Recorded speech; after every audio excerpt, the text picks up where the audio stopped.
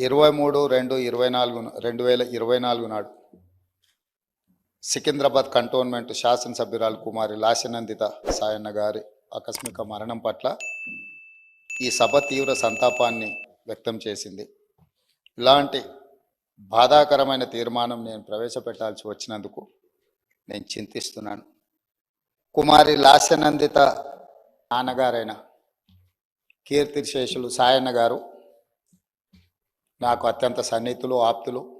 5 సార్లు శాసనసభ్యుడిగా సాయన్న గారు చేసిన ఎనలేని సేవలను దృష్టిలో పెట్టుకొని వారి వారసురాలుగా లాస్యనందితను కంటోన్మెంట్ ప్రజలు వారిని ఎన్నుకోవడం జరిగింది. వాస్తవంగా ఆ కుటుంబము ప్రజలతో ఉన్న సత్సంబంధాలు కంటోన్మెంట్ ప్రాంతంలోనే కాకుండా జిహెచ్ఎంసి పరిధిలో ఎవరిని అడిగినా కూడా ఆ కుటుంబం యొక్క ప్రజలతోనే ఉన్న సత్సంబంధాలు, ప్రజా సమస్యల మీద వారు చేసిన ప్రయత్నాలు ఎవరైనా చెప్తారు.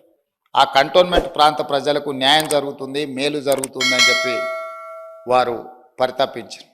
కానీ దురదృష్టవశాత్తు ఎలివేటెడ్ కారిడార్ల అనుమతి, అదేవిధంగా కంటోన్మెంట్ ప్రాంతాన్ని జిహెచ్ఎంసిలో కలపడానికి అనుమతి వచ్చే సమయానికి వారు లేరు.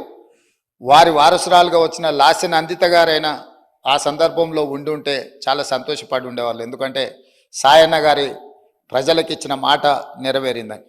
కానీ దురదృష్టవశాత్తు లాస్యనందిత గారు కూడా ఈ కంటోన్మెంటు అత్యంత కీలకమైన సమస్యల పరిష్కార సమయంలో వారు మన మధ్యత లేకపోవడం బాధాకరమైన విషయం. ఏది ఏమైనా కంటోన్మెంట్ ప్రజల హృదయాలలో సాయన్న గారు కానీ, సాయన్న గారి కుమార్తె వారసురాలు లాస్యనందిత గారు కానీ శాశ్వతంగా ప్రజల హృదయాలలో నిలిచిపోతారు. తప్పకుండా వారు ఏదైతే ఆలోచనతోని, ఏదైతే ప్రాంత ప్రజలకు సేవ చేయాలన్న ఆలోచన ఉన్నదో, మిగిలిపోయిన పనులు ఉన్నాయో అవన్నీ ప్రభుత్వం తప్పకుండా పూర్తి చేస్తుంది.